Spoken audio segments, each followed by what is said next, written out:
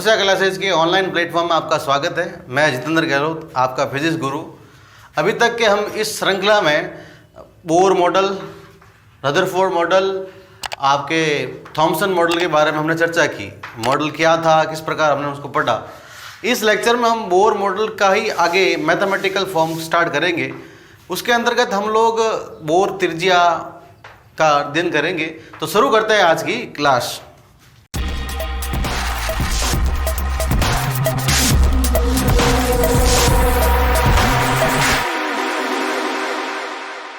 प्रिय विद्यार्थियों, इस लेक्चर में हम परमाणु त्रिज्या की गणना करेंगे। बोर मॉडल की सहायता से हम परमाणु मॉडल की त्रिज्या किस प्रकार ज्ञात करेंगे वो देखेंगे। लास्ट लेक्चर में हमने जो अवधारणाएं पढ़ी थी उसी का उपयोग करते हुए इस लेक्चर को हम आगे बढ़ाएंगे। प्यारे बच्चों, यहाँ पर बोर मॉडल का उपयोग किस प्रकार करेंगे वो हम देखते हैं। तो हमारी हेडिंग जो है बोर त्रिज्या की गणना, या इस तरह से भी पूछा जा सकता है एनवें कोर्स की त्रिज्या की गणना कीजिए, क्योंकि हम एन कोर्स के लिए ही करेंगे, जनरलाइज ही करेंगे। ठीक है, तो बोर त्रिज्या की गणना करनी है तो आपको पता है ये है नाभिक और ये कक्षा है, इसमें इलेक्ट्रॉन इसके चारों ओर चक्कर लगाता है। प्यारे बच्चों, इलेक्ट्रॉन चक्कर लगाता है तो आप लोगों को दिमाग में एक ही बात, जब भी कोई वस्तु वर्ताकार पथ में गति करती है तो दो तरह के बल काम करते हैं, एक अभिकेंद्री बल और एक अपकेंद्री बल। जब तक ये दोनों बल बराबर होते हैं, जब तक वस्तु वर्ताकार पथ में गति करती है। अभिकेंद्री बल केंद्र की ओर लगता है, अपकेंद्री बल केंद्र से दूर की ओर लगता है। एक बल mv²/r ये अभिकेंद्री बल होता है। अपकेंद्री बल उस सिचुएशन के अकॉर्डिंग आपको निकालना होता है। यदि मान लीजिएगा दो आवेशों के बीच में हो रहा है तो अपकेंद्री बल कूलाम बल हो जाएगा। इसी तरह सिचुएशन जैसे मान लो दो द्रव्यमान पिंड है, उनके दोनों वो घूम रहे हैं अराउंड ये दोनों की तरफ, तो वहाँ पर गुरुत्वाकर्षण बल लग जाएगा। तो बच्चों, तो अभी अपन यहाँ पर सीधा बोर की अवधारणा लगाएंगे। बोर की प्रथम अवधारणा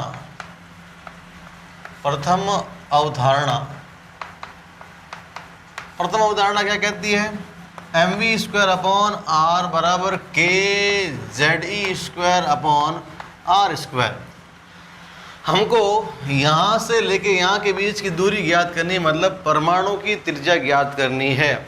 इस फॉर्मूले में देखेगा ये एक r से एक r कैंसिल हो जाएगा, तो बचेगा mv² बराबर kZe²/r। प्यारे बच्चों, ज्ञात क्या करना है हमें? r, तो r को इधर भेज देते हैं। तो r बराबर kZe²/mv²। इसको इक्वेशन फर्स्ट दे देते हैं, समीकरण 1 देते हैं। अब यार बच्चों, k कांस्टेंट है, m कांस्टेंट है, e कांस्टेंट है, z वेरिएबल है, हाइड्रोजन के लिए 1 हो जाएगा, v वेरिएबल है, चाल क्या होगी, तो उसको हम ज्ञात करते हैं। उसके लिए हमारे पास बोर की दूसरी अवधारणा भी है, बोर की द्वितीय अवधारणा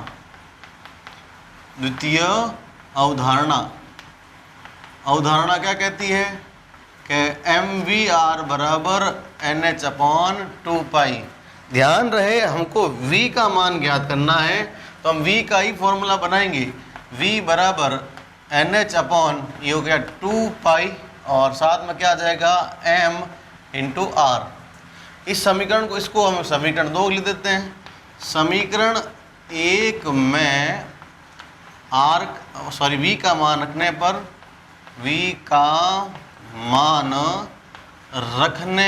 पर, क्या होगा बच्चों? यहाँ देखिएगा r बराबर ये हो जाएगा kZe²/m। v के जगह यहाँ आ जाएगा nh/2πm × r का होल स्क्वायर। तो इसको सरल करते हैं, kZe²/m ये हो जाएगा n²h² होल स्क्वायर है, डिवाइड में 2 का स्क्वायर 4, π² m² और r²। देखिए जो कट रहा है उसको काट देते हैं, एक m से एक m कट जाएगा, ठीक है, और इसको थोड़ा ऊपर भेज देते हैं, क्या होता देखेगा। तो r = फॉर्मूला होगा kZe² डिवाइड बाई, बटे में रहेगा n²h², ऊपर चला जाएगा 4π² एम आर स्क्वायर, एक आर से एक आर कटेगा, यहाँ एक बच जाएगा, ये सब इधर भेज देंगे, घात आर करना है, तो एन स्क्वायर एच स्क्वायर, ये इधर चला गया, ये आर को रखो, बाकी सब इधर भेज दो, तो आएगा 4 pi square K Z E square, साथ में क्या लाएगा एम बराबर आर, अर्थात आर बराबर आ गया N square H square upon 4 pi square K Z E square M.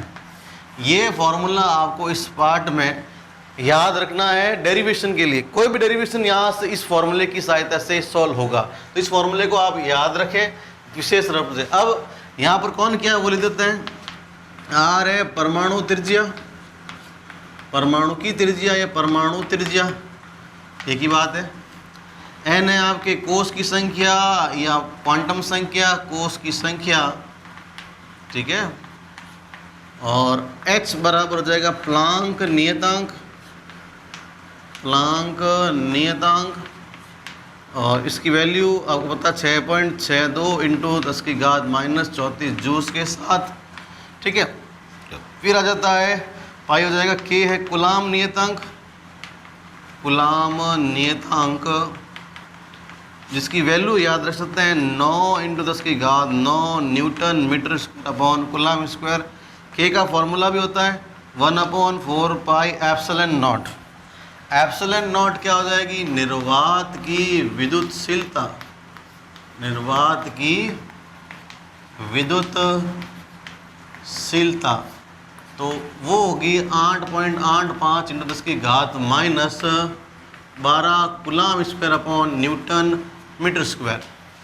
ये था आपका एप्सिलॉन नॉट की वैल्यू। और अपन इस के को हटा के ये भी लिख सकते हैं, लेकिन हम डायरेक्ट कांस्टेंट की वैल्यू लिखेंगे। जेड आ जाएगा परमाणु क्रमांक, परमाणु क्रमांक, ठीक है। और ई है इलेक्ट्रॉन पर आवेश, इलेक्ट्रॉन पर आवेश, और आवेश इसकी वैल्यू होती है 1.6 इंटू 10 की घात -19 कूलाम। एम हो जाएगा इलेक्ट्रॉन का द्रव्यमान, इलेक्ट्रॉन का द्रव्यमान, इलेक्ट्रॉन का द्रव्यमान 9.1 इंटू 10 की घात -31 किलोग्राम। तो हमने ये लिखा, जितने भी वेरिएबल काम आ रहे हैं उनको सबको लिखा। अब ये फॉर्मूले को थोड़ा रीअरेंज करते हैं। आर बराबर H square upon 4 pi square के e square m into n square को इधर लेके आ गए, डिवाइड में जेड को इधर लेके आ गए। देखिएगा सारे वेरिएबल आ गए, देखो एच स्क्वायर एन स्क्वायर आ गया, 4 pi square K Z E square M आ गया। ये सारे के सारे कांस्टेंट हैं, सारे के सारे कांस्टेंट हैं, और ये दो वेरिएबल है, ठीक है। अब इन सब की वैल्यू रखते हैं। आर बराबर एच की वैल्यू क्या हो जाएगी 6.62 इंटू 10 की घात -34 का whole square divide by 4 into 22/7 का होल स्क्वायर। के की जगह 9 10 की घात 9, ई की जगह 1.6 इंटू 10 की घात -19 का होल स्क्वायर, और इंटू में आ जाएगा एम की जगह 9.1 इंटू 10 की घात -31 इंटू रहेगा आपके एन स्क्वायर अपॉन जेड, ये एक में रहेगा, ठीक है। तो इसको सॉल्व देखिए, ये सारे के सारे कांस्टेंट हैं। प्यारे बच्चों, जब कांस्टेंट को सॉल्व करते हैं तो उत्तर कांस्टेंट आता है। तो इस कांस्टेंट का सरलीकरण आपको याद रखना है। तो क्या होगा, तो लास्ट स्टेप हमने यहाँ लिख दिया। हमने बात की थी कि ये सारा का सारा एक नियतांक पद है, तो नियतांक पद को हल करेंगे तो नियतांक ही आएगा। तो इसका जो रिजल्ट है वो आपको याद रखना है 0.529 इंटू 10 की घात -10 एन स्क्वायर अपॉन जेड। ये रिजल्ट मीटर में आएगा, और आप सबको पता है कि 10 की घात -10 मीटर क्या होता है, एंगस्ट्रॉम। तो हम ये भी लिख सकते हैं 0.529, ये हो जाएगा N square upon Z angstrom में, क्योंकि परमाणु की त्रिज्या एंगस्ट्रॉम की कोटि की होती है, वही उसी में आधार में हम लिखते हैं। अब इसको थोड़ा और सरल करते हैं। तो आर बराबर 0.529 इंटू 10 की घात -10 एन स्क्वायर अपॉन जेड। अब मैं ये पॉइंट इधर शिफ्ट करता हूँ तो ये पावर में 2 बढ़ जाएगी, माइनस की 2 पावर बढ़ जाएगी, तो 52.9 इंटू 10 की घात -12 एन स्क्वायर अपॉन जेड। प्यारे बच्चों, यदि अपन राउंड ऑफ करें 52.9 को तो हो जाएगा 53। और 10 की घात -12 मीटर को हम बोलते हैं पिकोमीटर, तो n² z ये पिकोमीटर में आंसर आएगा। तो ये न्यूमेरिकल पर्पस में हम काम ले सकते हैं, ये भी ले सकते हैं, ये भी ले सकते हैं, वो आपकी इच्छा अनुसार। ये था परमाणु की त्रिज्या। अब इसके कुछ केस करते हैं, केस में किस प्रकार करेंगे वो देखते हैं अपन लोग। केस काम आते हैं न्यूमेरिकल के लिए। केस फर्स्ट, जब n नियत हो, n नियत हो, ठीक है। अब इसको थोड़ा समझना, ठीक है। तो r बराबर 53 पिकोमीटर ऐसे भी लिख सकता हूँ मैं, और n² z वापस ले देता हूँ, ठीक है। अब जो नियत है, अब यहाँ पर n नियत है, इन दोनों को, ये भी नियत ही है, नियत और बराबर हटेगा तो क्या आएगा, समानुपाती 1/z। इसका मतलब परमाणु क्रमांक बढ़ेगा तो परमाणु त्रिज्या घटेगी, और परमाणु क्रमांक घटेगा तो परमाणु त्रिज्या बढ़ेगी। तो आपने देखा होगा आवर्त सारणी में बाएं से दाएं जाने पर परमाणु त्रिज्या घटती है क्योंकि z बढ़ता है, ठीक है। तो इसका रेशियो क्या होगा, r व्युत्क्रम संबंध है, r1/r2 बराबर z2/z1। व्युत्क्रम संबंध में 1 के सामने 2 आएगा और 2 के सामने 1 आएगा, और जिसको याद करना है उसको अपन ऊपर रखेंगे यहाँ पर। तो ये था आपका इसका case first. Case second, case second क्या है, केस सेकंड हम कहते हैं जब आपके z नियत हो, मतलब परमाणु नियत हो, z नियत हो, तो क्या होगा, फॉर्मूला हमारे पास कि ये है r बराबर 53 पिकोमीटर n²/z। इस बार z को नियत लेना है, ये तो नियत है ही है, नियत और बराबर हटेगा तो क्या आएगा, समानुपाती n²। तो r, इसका मतलब कोस बढ़ेगा, कोस की संख्या बढ़ेगी तो r बढ़ेगा, और कोस की संख्या घटेगी तो r घटेगा। तो प्यारे बच्चों, आवर्त सारणी में ऊपर से नीचे आने पर परमाणु आकार बढ़ता है क्योंकि कोस की संख्या बढ़ती है, तो यही कारण है। फिर इसका रेशियो समानुपाती है, तो क्या होगा, 1 के सामने क्या आएगा 1 और 2 के सामने क्या आएगा 2, r1/r2 बराबर n1/n2। यहाँ एक गलती होती है, होल स्क्वायर है, या होल स्क्वायर लिखना, ठीक है।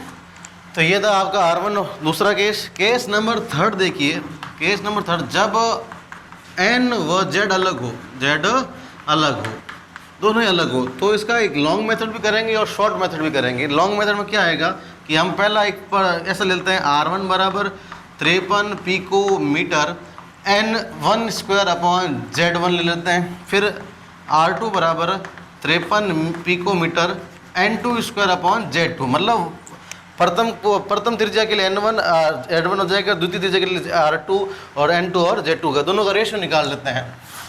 तो r1/r2 बराबर, r1 की वैल्यू लिख देते हैं 53 picometre n1²/z1 divide by 53 picometre n2²/z2। 53 picometre से 53 पिकोमीटर कैंसिल हो जाएगा, तो r1/r2 बराबर n1² इंटू z2/z1, ये रह जाएगा, ठीक है। अब मैंने कहा ये लॉन्ग मेथड है। शॉर्ट मेथड क्या है, इन दोनों कंक्लूजन को गुणा में कर दो, इस केस फर्स्ट के और केस सेकंड के, क्योंकि दोनों में ये देखो, इसमें z अलग है, इसमें n अलग है, तो दोनों का कंक्लूजन क्या होगा, यहाँ करके लिख सकते हैं कि r1/r2, पहले केस का क्या है z2/z1, तो z2/z1 गुणा दूसरे केस का रिजल्ट क्या आया n1/n2 का होल स्क्वायर, होल स्क्वायर ये अलग अलग लिख सकते हैं। तो ये था आपके परमाणु त्रिज्या की गणना। आई होप आप लोगों को इस लेक्चर में हमने परमाणु त्रिज्या की गणना की, साथ ही साथ इसके न्यूमेरिकल किस आधार पर आ सकते हैं, in case 1, case 2, case 3, in numerical purpose point of view से इंपॉर्टेंट होते हैं। डायरेक्ट इन फार्मूला का यूज़ करके आप न्यूमेरिकल कर सकते हैं। तो आई होप आपको लेक्चर समझ में आया होगा। तो आप सब्सक्राइब करें, अभी तक सब्सक्राइब नहीं किया सब्सक्राइब करें। और एक बात, आप सभी को धन्यवाद भी है, आपने हमें इतना अभी तक सपोर्ट किया है। मैं चाहूँगा कि आप आगे भी हमें सपोर्ट करें, दिल से आपको मतलब धन्यवाद है। और सब्सक्राइब करते रहें, लाइक करें, शेयर करें। Thank you.